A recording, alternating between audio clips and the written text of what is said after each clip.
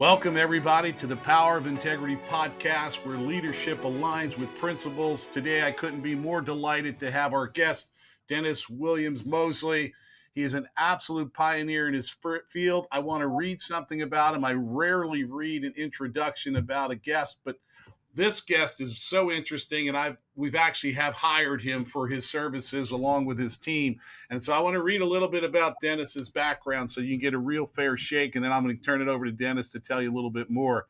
Dennis Moseley-Williams is here to help you see differently. He's here on this planet to help us all see differently. It's not about the best product as he deems it or about the most efficient service. That's not enough anymore. Your clients want more. They want meaning. Each of us wants meaning in our lives. We want to feel something. Dennis helps businesses, business owners, and other professionals stage experiences that don't just impress, they change people. He speaks about creating real value and real profit by staging better experiences in transformation economy. What is the transformation economy? Well, a lot of today's conversation will be about that. He's the founder of DMW Strategic Consulting, a pioneer member of his world. And Dennis, welcome. Thank you so much. I really appreciate you coming on, and thank you for all the help you are providing to Integrity Wealth Management, its staff and team. And this is going to be a delight to have this conversation with you. Thank you, my friend. I've been looking forward to it, and I love the work that we're doing together for Integrity Wealth Management, the people, wonderful, and the clients. It's wonderful. Absolutely. So, Dennis, would you tell our audience a little bit more about your personal and professional journey, what's led you up to where you are today, some of the significant milestones along the way and mile markers, if you could, because it's really a spectacular journey that you've been on. Happily. Thank you for asking. I think like so many great stories, mine started by accident. I was chatting with a buddy of mine while I was in university in about 1994, and we were talking about personas. In this class, Ralph, I had to invent just the idea of a technology. I didn't have to invent a technology, just the idea for it. And I had this really interesting idea. I promise this will just take a minute. I said, wouldn't it be cool if there was a device that the professor could wear around their neck so that when they're sharing their lesson with the class, this device, which I called a babblefish, by the way, this device would translate what the professor is saying into the very specific language each student needs to receive it in. I'm just going to pause for a second. The point I was making, and this gave birth to my career, was that if there's 30 students in a class, they all learn differently. There's a keener student, there's a slacker student, there's the student that wants to be buddies with the professor, et cetera, et cetera. And I said, they all learn differently. It's not one group of students, it's 30 individuals. My buddy was a financial advisor. He said, that's very interesting. I said, yes, they're personas. You've got your buddy persona, your boyfriend persona, the student persona.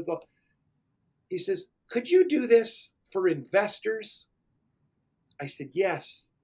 He said, like there'd be the cynical investor. Okay, well, what are you getting out of this, Ralph? There's the serious investor. There's the saver. There's the there's the investor that wants to go technical. There's the investor that says, don't tell me any of that stuff. Just tell me I'm going to be okay and let's talk about my grandkids. I said, well, of course there'd be all these different personas. He invited me to a meeting. And I started talking to these advisors about the idea of really paying attention to what you're saying to each client to make sure they're receiving it. It's not the newspaper they're all reading. It's you. You got to make sure you direct this. And then we got into talking about service and experience. And I said, increasingly, they're just a great group. So people don't just want a pile of money. I hate to be vulgar about it, but they want more. They want a life that's fulfilling. They don't want to. They appreciate that you're telling them one day, Dennis, way down the road, when you no longer look like yourself, you're going to have plenty of money to retire. You won't have to worry about shelter and security and medical bills. Thanks, Ralph. But the real value of knowing Ralph is that once Ralph does the financial plan, we can actually talk about stuff I say this with tongue in cheek here, we could actually talk about stuff that's important. Like now that we know that's done, let's talk about fulfillment. Let's talk about life. Let's talk about my family. Let's talk about my bucket list and all this great stuff. And the observation I made that day was, you treat your clients like they're all one kind of person, an investor, and they're not. And the second thing is, most of the people listening today, think about your relationship with your financial advisor. Do you really think about your financial advisor every day? No. Do you think about your money every day? No. We all spend, alone in our car, thinking, we spend all our time thinking about our personal aspirations, what we want to be when we grow up, how happy we are right now. And I sort of just saw this natural progression that the role of the advisor would change from limited to financial coaching and consulting to more behavioral finance. And I call it advocating only because I hate using the word life coach. It makes me uncomfortable. But it's like, no, the value people are going to get from Ralph isn't the financial plan. That'll just be part of it. It'll be the perspective that Ralph can share with his clients that makes them say, wow, that's really interesting. I have never thought of that. Like, the more Ralph can do to help his clients reconsider their beliefs and their behavior, the more value Ralph has. If Ralph earns everybody 10% a year for all these years and protects them in terrible down markets and all these things, that's great. That's interesting. But if I sit in front of you, Ralph, and I say, I'm going to tell you something on my way out the door here, Ralph. Thanks for another great meeting. You and Nicole are great. But I want to say, I want you to hear me say this to you. You want to know something? If it wasn't for you, I don't think I'd spend as much time with my children as I do. Then, in my opinion, you've done your job. So I started talking about that in 1995. I found an audience that agreed with me. I'm a business futurist. I like to think about business and where it's going. So I've been encouraging business owners and businesses to matter more to the clients they have. Do more work that matters. Create time with clients that's meaningful and memorable. Don't chase efficiency and service. Chase transformation. Who are you turning these clients into? It's been a wonderful run. 30 years. Oh my goodness. Yes. 1995 to today, right? There it is. Amazing. What, Dennis, one of the things that, as we pivot to the topic of integrity, yeah, can you just broadly tell the audience what integrity means to you before we hop into the specific questions? It's what you will or won't do no matter what. I didn't even, you think, well, did you look up a definition for integrity? It's like, no, I wouldn't do, no, I probably should have. But when I think, what does integrity mean to you? It's like, they're the rules that I live by.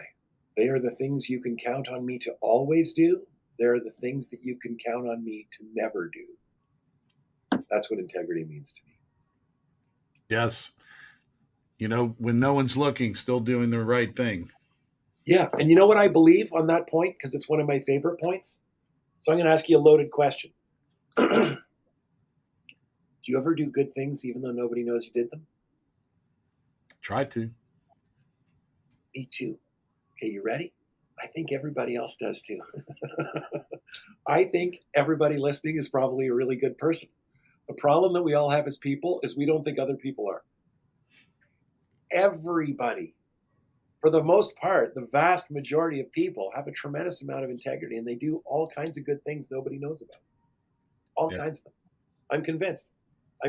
If you give people enough time, they'll surprise you in a very positive, beautiful way. I believe that. Yes. May we all commit random acts of kindness. All of us. We just love to watch the news because it insists that we don't, that we're all terrible. No, we're not. We're all actually really, really awesome. Yes. A couple of weirdos. And we insist there's more of them than there are. No, they're not. Everybody's pretty awesome for the most part. Yeah. Only the outliers. Well, you are the one guest. Well, I can't say the one and only. Some had asked me to modify questions. You actually rewrote all the questions, and I wanted to tell the audience that because we're going to break away a little bit from the norm and convention, which I think is just absolutely a tremendous path that we can take today. Okay. But I don't have every one of these questions committed to memory, so I'm saying that for those that are viewing this recording, that when they view the podcast, they're going to see me put my glasses on so that I can read some of these questions as opposed to try to remember them and really bastardize them. One of the questions you had asked me to ask that I thought stood out was about what was the defining moment in your career where integrity cost you something, but you made the same choice, however, again? Oh, yeah. Well, 50 million years ago, I was asked by a client to downplay some truth. Okay, it was like, yeah, we know that. It was almost like they were conceding, yes, we know that this won't work, but we're going to pay you a lot of money anyway to say that it will. And it's really important. They weren't asking me to downplay the data so that they could sell something to a third party. They were saying, yeah, we know. We're the client. We know this is nonsense, but we want you to do it anyway. And I refused to do it. Okay. I did. I was like, no, I can't do that. And since that day, I've had these rules. So, yes, I do a lot of consulting, but part of my work, as you know, is also a lot of keynote speaking. And it kind of happened as a fluke. Someone called me one day, knowing I do this kind of work, and said, do you want to come and speak at this conference? It never occurred to me that was something I could do or something that people would pay you well to do. Like, can you imagine? Oh, my God. Do you want to come and talk to a room full of people, potential clients? You want to come and advertise yourself to a room of potential clients and get paid for it? What? Well, I have these rules from that day I'd never change, and here's what they are. I won't get paid to lie. I won't get paid to talk to a room full of people that I wouldn't hire. Okay? And I won't get, so anybody, like, I won't get paid to go speak to a group of people that I never would cut a check to work with. And I don't mean the individuals, it could be the trade. Do you want to come and talk to the grass cutters? No, I cut my own grass. That kind of thing. Okay? And I won't get paid for propaganda. I won't tell anybody anything I don't believe. So I don't get a lot of sales training gigs because I don't believe in sales. I believe in experience. I believe in a different way of building a business. So if I get a phone call and it's a speakers bureau and they say, do you want to come and talk to all the people that sell cars for General Motors? The answer would usually be like, no, because that's not what I do. I don't believe in that kind of stuff. So I don't want to get paid to go and pretend I do. Dennis, maybe pivot a bit for our audience because you've written a book called The Serious Shift. You're a certified experience economy coach.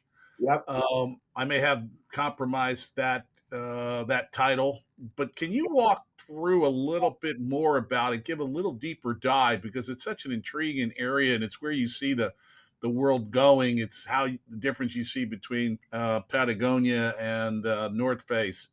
And other things.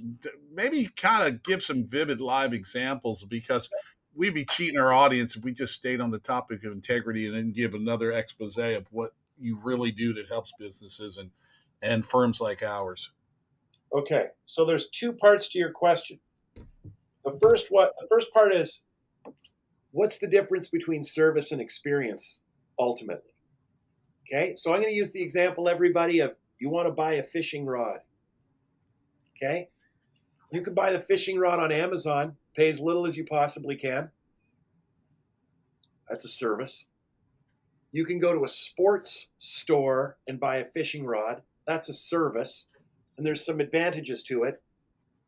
You can hold it in your hand versus looking at a picture of it. You can even ask perhaps a fishing aficionado. If you go to a fishing store that's a little bit more specialized, you can find a nerd to talk to in there that gets you all excited about fly fishing and tell you why you want this one over the other one. Okay, that's service as well, but a better service. Okay, you're probably going to pay a little bit more for it. Or you could go to Bass Pro. That's an experience. It's still a store that sells fishing rods, but it's experience. It's a staged environment that looks like a big lodge in the middle of nowhere. There's a big fishing tank in it. You can see how lures work. It's an escapist thing. There's a restaurant in it. Service is about the product is the thing you're buying. Service is delivered. It's how efficiently we can get you what you need and get you to the cash register. Experience is the time we build around the brand. So the value of Bass Pro, it's the same rod and reel, whether you bought it on Amazon, from Ralph at the sports store, or Ralph at the experience store. Product is the same. The only thing that changes is the time around the product. In the example of Bass Pro, we have staged an escapist environment where when you're there, you slightly lose track of time. It's like, I got to get out of here. I've been in here for 45 minutes. Yeah, because you've been wandering around in a giant daydream. That's the difference between service and experience. Experience is all about creating time that is personally meaningful and memorable to the client. They might say at the Bass Pro checking out with their new rod, they might say, Ralph, thanks for your time. No problem. I always help. I love talking fish and getting a guy like you all excited to go. And I might say something like, I could stay here all day. That's an experience. It's like I could just stay in the store. Just to be in the store has value to me. Now let's go to the next part of your question, where you talked about Patagonia and North Face. And I'm going to throw you into the mix too. And you versus every other financial advisor. The biggest, best brands in the world have one thing in common. People know about them and talk about them. There's something about it, and it can be the diner in your neighborhood. It can be a restaurant in your city that only people in your city know about. It can be national or an international brand. So I'm saying a successful brand can be a mom and pop pie shop down the street from your office, or it can be Apple computers operating globally. What they all have in common is A, people talk about them. So before you ever think, maybe I need an Apple computer, you've heard about an Apple computer. Number two is, and this is you, number two is, rarely do they have a CEO. You meet Ralph, he's not your typical CEO of a financial planning firm. Ralph is guided by different stars. I would qualify you more as a leader or a guide than I do thinking of you as an advisor. I know you're a financial advisor, and I know you got a head full of know-how on that subject, and yet it's sort of subsumed up into something bigger, which is your big idea of integrity wealth management and the effect you're trying to have on your clients. And I don't want to give any of your secrets away on your podcast. Like I'm having an internal dialogue. Like, should I have cleared this with Ralph before I started talking about it? But I didn't know what your question was going to be, despite the fact that I sent you ones. These weren't the questions. So if you said Patagonia and North Face. Well, North Face sells outdoor stuff, outdoor clothing. So does Patagonia. Yeah. And they both sell expensive, good quality stuff. What's the difference? Do you know who the CEO of North Face is? Either do I. But I know who the CEO of Patagonia is. It's Yvon Chouinard. And he's got a big idea, and his big idea is to save the environment. And everybody who likes Patagonia appreciates that this huge company is doing all it can to minimize the impact they're having on the environment, including trying to make less garments and really good quality so you never replace stuff. And when you do want to replace stuff, they make it possible for you to sell me your old Patagonia jacket, and they don't take a cut on it. So the difference between one of them is a clothing store and one of them is a movement. One of them has passionate followers. One of them has people that bought their jacket. So if I go back to you, it's like, well, there's financial advisors and they're very focused on these duties and compliance and these things. And then there's you. Okay, it's like, oh yeah, what's Ralph all about? Ralph's all about engineering humans. He's all about helping people live better, think differently, better thoughts. He's about human transformation. He's not a financial advisor. He's an advocate. He has a big idea that he's trying to share with all of his clients. Why? Does it make him more money? No. We're going to get into the dirty money of it. Ralph gets paid on assets under management. Ralph gets paid on the work he does in the servicing area.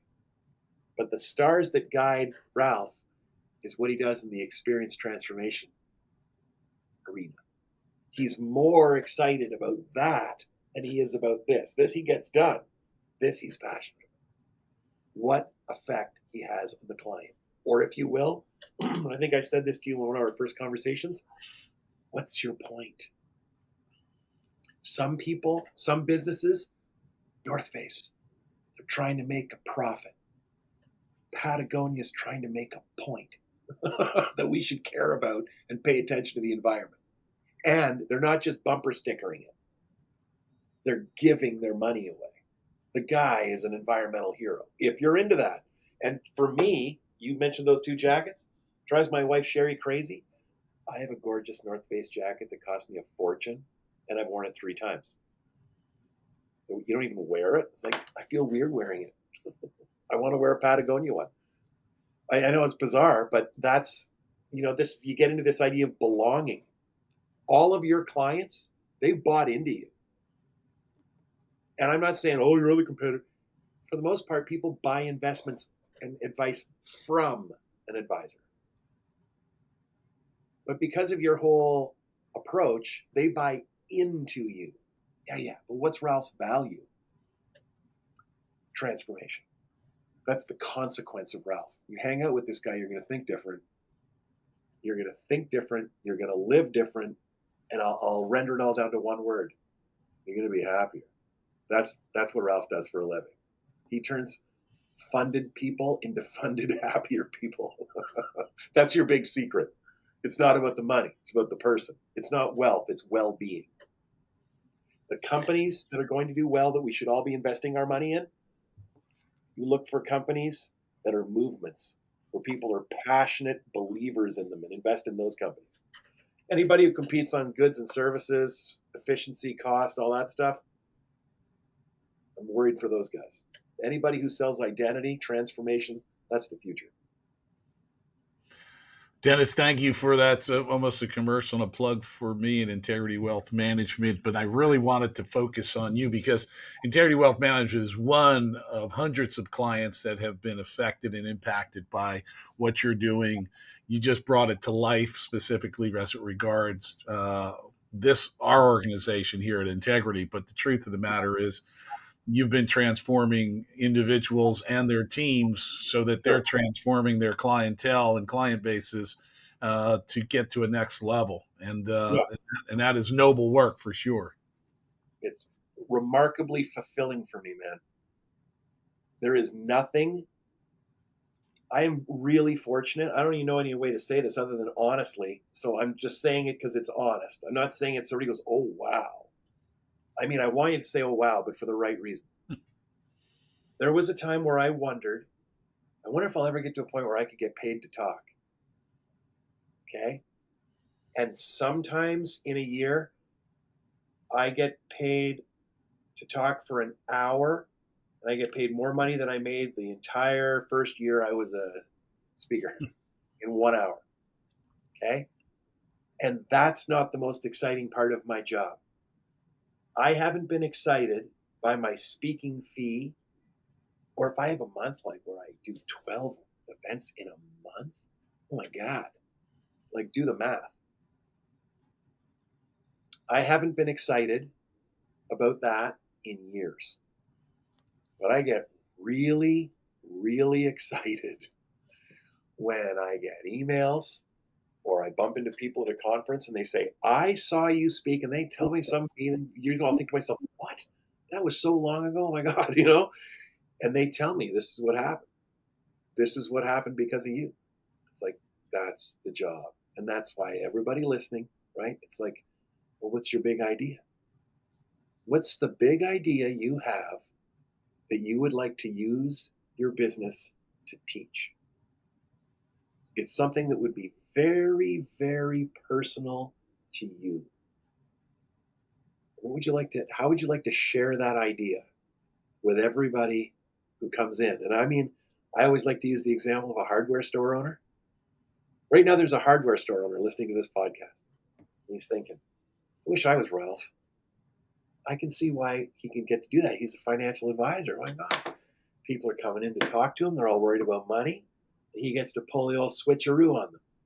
He gets to solve their financial problem, make them feel better, and then he gets to throw a curveball at them and point out to them what they should really be worried about is fulfillment and time together and happiness and learning and being the best version of yourself.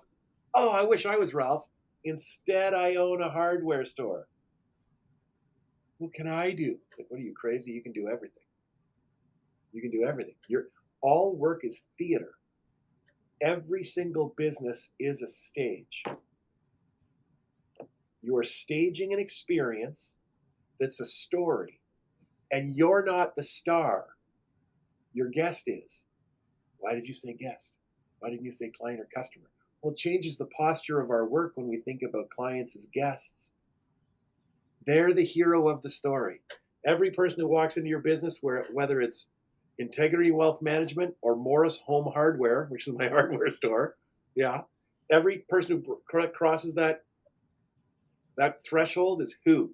Luke Skywalker, or Lucette Skywalker in some cases. Okay? And who's Ralph? Yoda. He's the guide. Oh. And we're missing one person in this story. Who's the bad guy? Well, in the movie, it's Darth Vader. Yeah. Who's the bad guy in the story that Ralph creates? Complacency and the status quo, sadness, unfulfilled potential, ordinary. That's the stuff we hate. That's why they come. Oh my God, I'm going to turn you into happier people that play with their grandkids and have hobbies that's the enemy. The enemy is loneliness. Okay, and in the hardware store, same thing. Luke Skywalker walks in. Who are you? I'm Yoda. Yeah. Who's the bad guy? People go to hardware stores, they're getting something done. The bad guy, not getting it done right. That's who it is. Or not getting it done in an inspiring way. Or not getting it done so if you owned a hardware store and somebody walked in and said, I need a bunch of lumber because I'm redoing my deck. What's the enemy? Lousy deck? Okay, yeah. With shitty stairs, pardon me, with terrible stairs on it, and this thing's not done right. Yeah, that's the enemy. What else is? Could somebody not have said, we have a little free designy thing we could do for you to show you some cool Pinterest things on how you could be inspired to make more than a rectangle deck out there. Incorporate some lights, some this and that, and we'll help you turn your space into a beautiful place. All businesses are about transformation.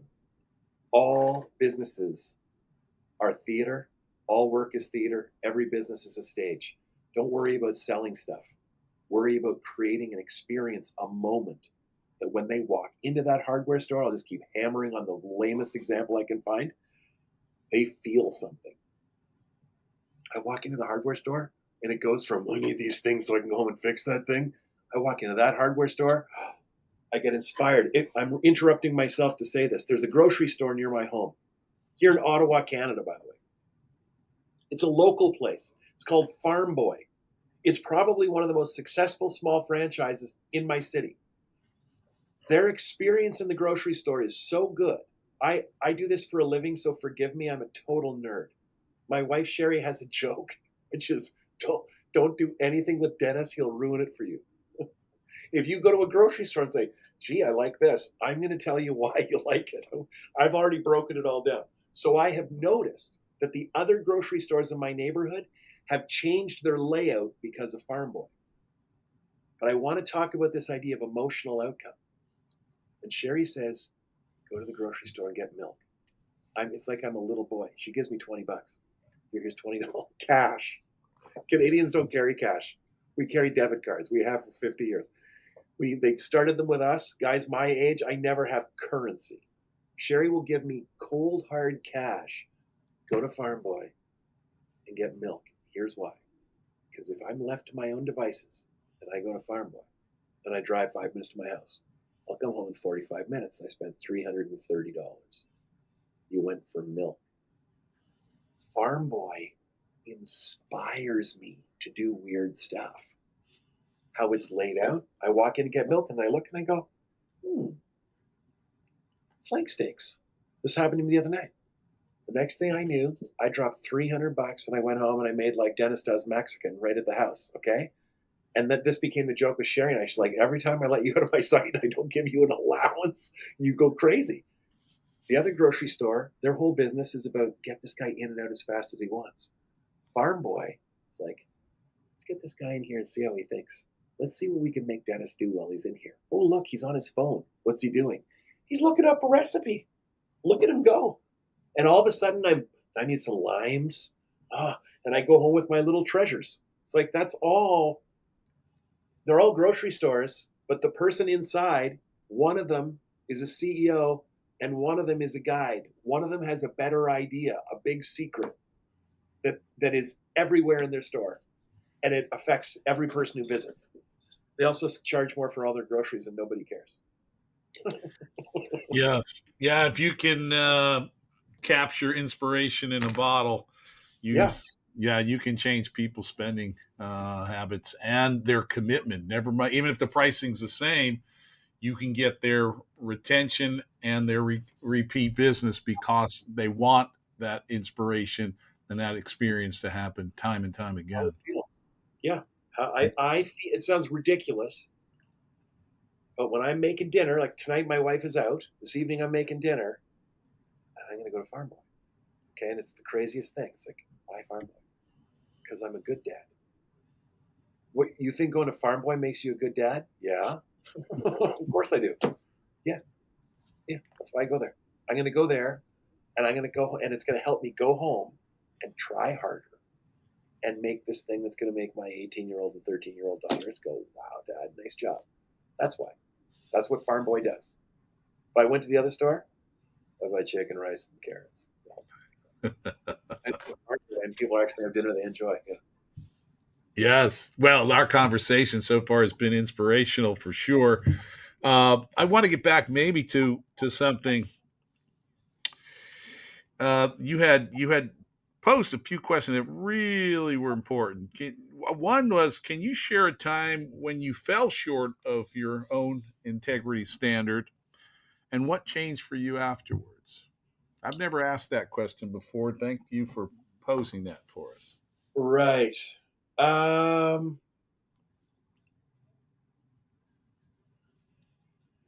There was a time, a long time ago, when I agreed to a speaking engagement and I allowed the fee to matter more to me than the fit. Okay, it was one of my first, like, through a bureau, which is very exciting. It means somebody's been talking about you in another room, and it's like a letter from the Queen or the King of England. Like, what? And they want to have a chat with you. And it doesn't happen often, but when it does, it does. The talk landed flat. It didn't hit. And I had realized, and I've only done it once, that I compromised my own standard in that. And now, as I mentioned earlier, I never show up unless I know I can bring value. And since then, anytime I'm offered an opportunity to speak, I ask two questions. Is it the right fit for them? Which is where my whole, I'm not going to talk to anybody who wants me to lie, or somebody I'm not going to work for, or someone who strategically I disagree with them. I think that's a horrible idea. I'm not contributing to this. So I ask, is it the right fit for them? And is it the right fit for me?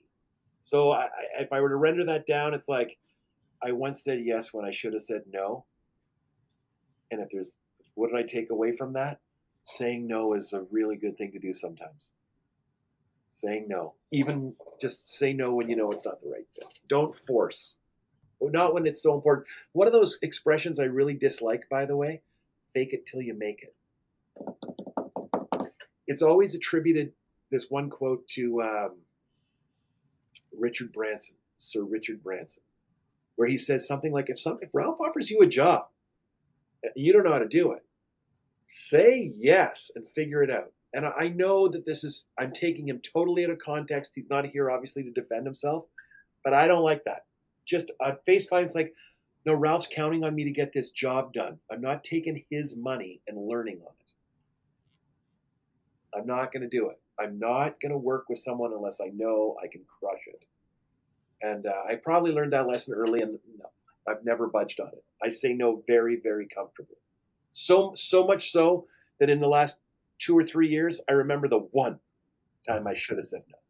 That's how rare I screw that up is, that I can remember the last time. It was like in the last 3 years. Should have said no.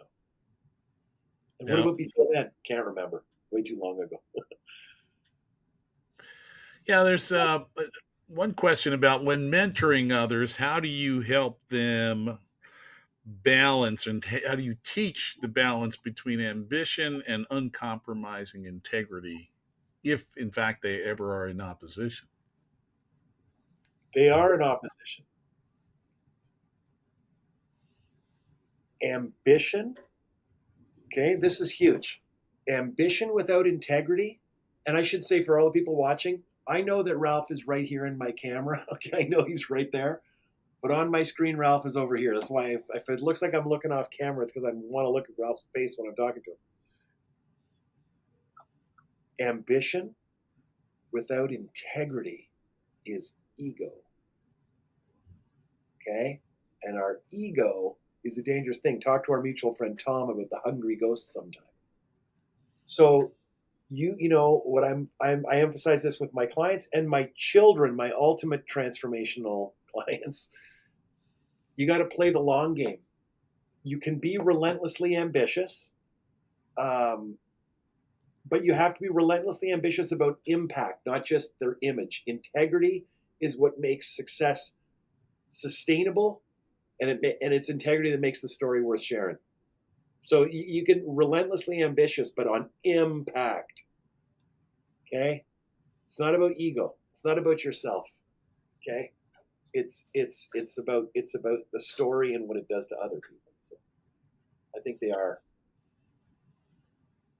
they can be at loggerheads.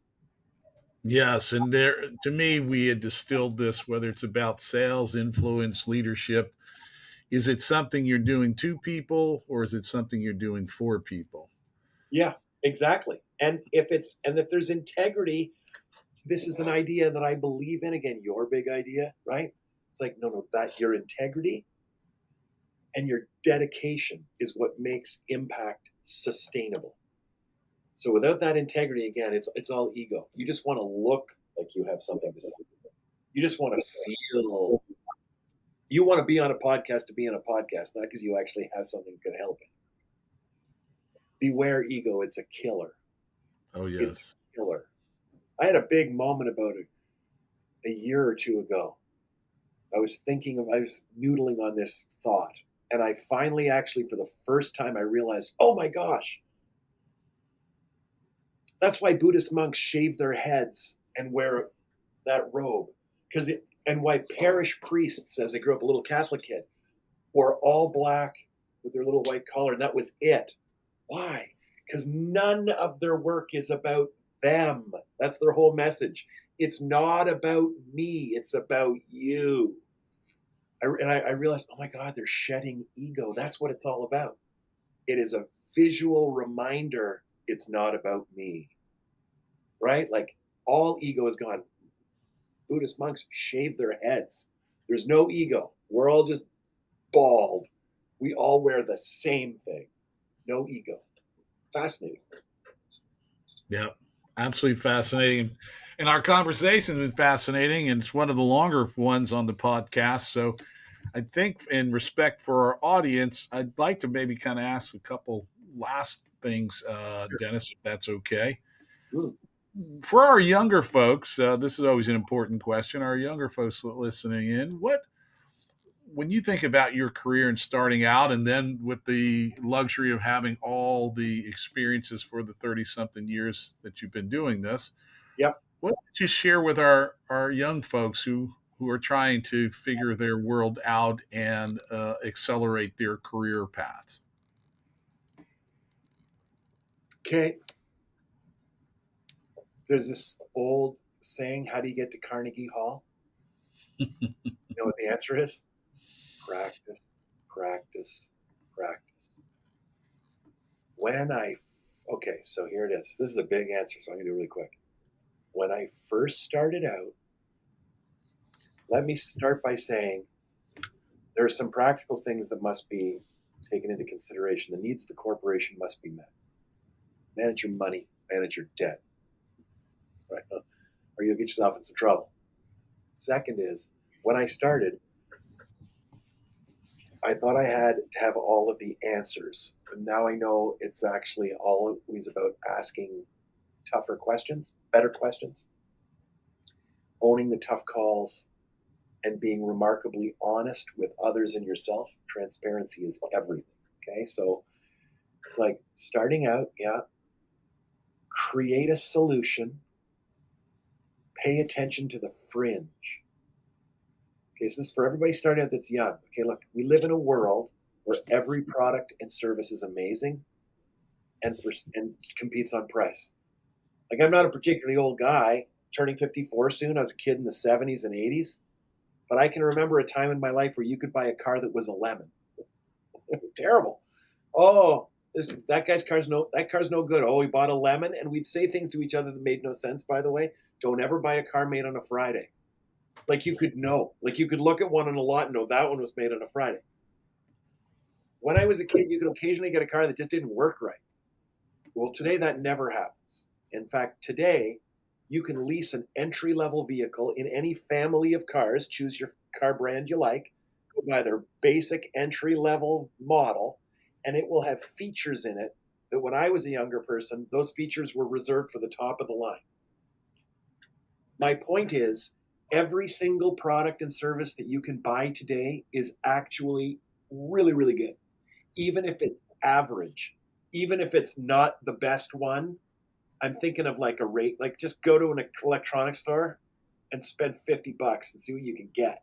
Like, everything is amazing and it lasts forever. So if I'm starting out, this is what I'm going to tell you. Well, there was a time when you could just open a store and sell stuff, and that was the value that you had.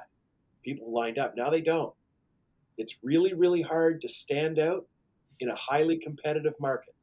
So here's what you do. Understand the difference between service and experience. That's part one. Yeah, part two, pay attention. My business partner, Tom, hates this word. Probably one of the reasons I use it all the time. Pay attention to the weirdos on the outside. Ralph, I mean this as a compliment. You are not the typical financial advisor. You are an outlier. You see things differently. It's why we work together. Transformation, experience, you know this. Many of the advisors that consider themselves your sort of competition or whatever, they're trying to create value through efficiency and ease. Whereas you're trying to change the conversation to something much more meaningful and deeper. I would suggest you're an outlier catering to outliers. So that's for everybody listening. Make a product for the people on the fringe. I'll use the example of skateboards. I want to make skateboards. For the record, I know nothing about skateboards. But if you want to make a career making skateboards, let me tell you something. Don't you go making $100 skateboards. That would be a big mistake. People that buy $100 skateboards are guys like me. What am I mostly motivated by? $100. I'm going to buy one skateboard for one of my kids once in my entire life. And I want to pay $100 because I know nobody's ever going to ride it. I want to waste as little money as I possibly can on this stupid thing. Meanwhile, there's other people and they're passionate about skateboards. They're looking for a specific skateboard that solves a very specific problem. Okay? These would be serious on the fringe boarders. Guess what they don't care about? What it costs. Guess what they do care about? Something very specific? Yeah, they're looking for it. And what's going to happen when they find it? They're going to go crazy. And then what? And they're going to buy it. And then what are they going to do? They're going to tell all their other weirdo friends about it. That's what they're going to do. You mentioned Patagonia earlier. And everybody listening knows what Patagonia is. Oh, yeah, it's that jacket I see. I see it on hats. It's outdoor stuff. They started the whole company making ice axes, people who climb frozen waterfalls. They paid attention to the periphery. Who's on the edge and who really cares? Do you know how many financial advisors are in California? More than all the financial advisors in Canada. I appeal to a very specific kind of financial service provider. you. Okay? You don't think the way the rest of them do. That's why you and I work together. I pay attention to the fringe. Where do all my new business come from? Referred from existing clients. Really? Yeah, the other weirdos that think this way. We've found each other. So, recap. Don't blow all your money if you're starting out and all that crazy stuff. For God's sakes, you put yourself out of business, then the rest of these points don't matter. So live lean, like a high school teacher is what I usually say. Like, defense. Takes a long time to make some money. Number 2, solve a very specific problem as generously as you possibly can for a very, very specific audience. Someone on the fringe who cares. Yeah. And here's number 4, and it's the last one. Smallest viable audience. Okay. Which means, what is the smallest group of people that you could make a living on? Okay. I know it sounds really gross, but that's why point 1 was watch your money. I could run my entire business if I had 10 clients in a year. Really? It's like, really? Yeah. I'm not trying to sell something generic. As this was on my desk. Coffee mug. Everybody, or think coffee. Everybody needs a coffee. I don't want, no, Starbucks. I want a person that cares about coffee. I want a person who's looking for this. And I'm catering to that. Think at the beginning of our little visit together. Personas. Watch your money. Yeah. Solve a problem as generously as you possibly can. A very specific problem. Yeah. I'm going to use the word again. For some weirdo that's got that problem. Like just this one person. This is what we think about. We're just searching. Yeah. Smallest viable audience, and don't give up on them. They'll bring everybody else to the party. You know the band, The Grateful Dead? They've sold billions of dollars in tickets. They've never had a top 10 hit. And they've had members die. Okay? They bring in new people. Yeah. What's the one thing they did that's just so beautiful and generous and brilliant? They never quit on their audience. They never once looked at each other and said, why don't we write a number 1 song? Well, that's not what the Dead do. The Dead write songs that the Dead like to play and their fans like to hear. And the fans, Deadheads, they keep showing up faithfully, bringing friends to the party, introducing new people to their first show. And if I may, the Dead keep showing up too, just the way you want them. They're not going to say, we can write a Taylor Swift song. We're not dummies. We can write a song that everybody loves. Why don't we do that? Because that's not who they are. They want to write their music. So everybody, that'll be my final thought on that. Write your own song then. Play your own kind of music. That song's going through my head. But you know what I'm saying? Absolutely. I'm telling you right now, I started this whole conversation in 1995-6. Everybody thought I was crazy. Everybody did. Everybody. And that's something for you, for our audience today. When you have an amazing idea, you got to get ready for this. When you have an incredible idea and you tell 100 people, 99 of them, I'm going to look at the camera now, 99 of them are going to hear your amazing idea. And this is exactly what they're going to do. I don't get it. That's what they're going to tell you. I don't get it. Well, I know you don't get it because it's a great idea. We like to recycle the same idea over and over and over again. You know how many times Howard Schultz was denied a loan at the bank to start Starbucks? Nobody believed in it. It's over 200 and some banks said, no, I don't think so. We don't think anybody's ever going to want to go to a place called Starbucks and sit around and buy themselves a cup of coffee and pay a premium price for it. When one banker famously said to him, when this morning on my way in, I got a tank of gas and the gas station gave me a cup of coffee. So I just don't understand how somebody's going to pay $3 for a cup of coffee when I was handed one for free an hour ago. It's the best idea in the world. So if you're listening to this podcast thinking, oh, this guy's making sense, I like it. And I got this great idea to make this crazy skateboard, and it's going to be made with these kind of polymers. It's going to make it flexible and do whatever the hell it does. And you've told 100 people, and they all said, I don't get it. It's like, yeah, well, I'm the next guy you should ask. I'll get it. It's like, don't try more of the same. Try different. Smallest viable audience. People who Yeah. care. Yeah, when you speak about the smallest viable audience, before we wrap up here, one thought comes to mind. I think it was one of the other business coaches, and I'm pretty sure you know, he would always remind us it's not how big we can get, it's how intimate we can remain. Yeah. Yeah. Yeah. In fact, I've said forever, it's how small you can stay. I'm meeting there's a woman in our industry, and I'm meeting her not this, but no, not next, but the week after in Arizona. We're both speaking at a conference. And if you're to dig through LinkedIn, you'll find there's all these instances where people comment and go, "Oh my God, I can't believe you guys have never met. We've both been at it for 30 years doing the same thing. Never met her in my life. The Mm. world is a great big place. There's all kinds of opportunities, all kinds of market, there's all kinds of everything. It's all out there. It's all out there. Nobody's in competition like you think you are. You're in competition for people's attention.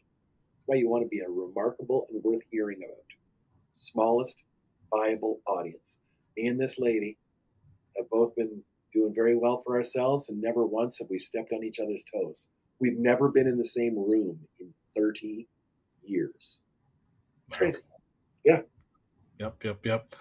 Dennis, it's been remarkable, and it's been fascinating having this conversation. Every time we do visit, it's always been a real joy and a journey.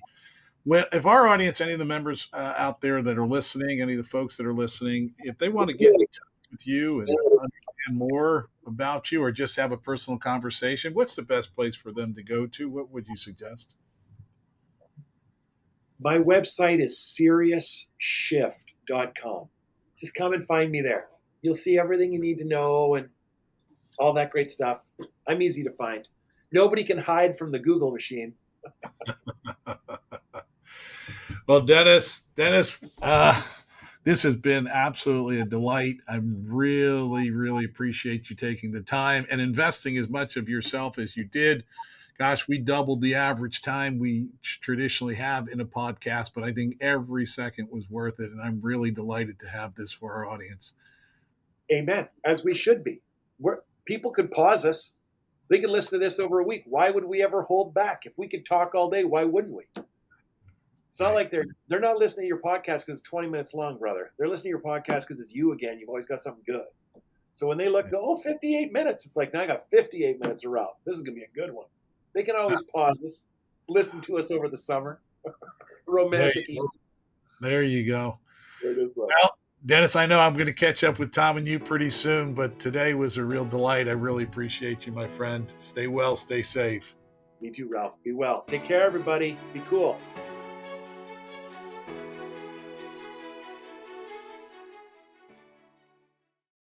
The information presented in this program is provided for informational purposes only. The information is believed to be reliable, but no guarantee of accuracy is made or implied. Expressions of opinions are as of this date and are subject to change without notice. The information in this material is not intended as tax or legal advice. Please consult a legal or tax professional for specific information regarding your individual situation. This information does not constitute a solicitation or an offer to buy or sell any security. Investing involves risks, including possible loss of capital. Ralph Adamo is registered with the securities and are offered through Kovac Securities, Inc., member FINRA, SIPC, 6451 North Federal Highway, Suite 1201, Fort Lauderdale, Florida, 33308. Telephone number 954-782-4771. Investment advisory services are offered through Kovac Advisors, Inc. Integrity Wealth Management is not affiliated with Kovac Securities, Inc. or Kovac Advisors, Inc.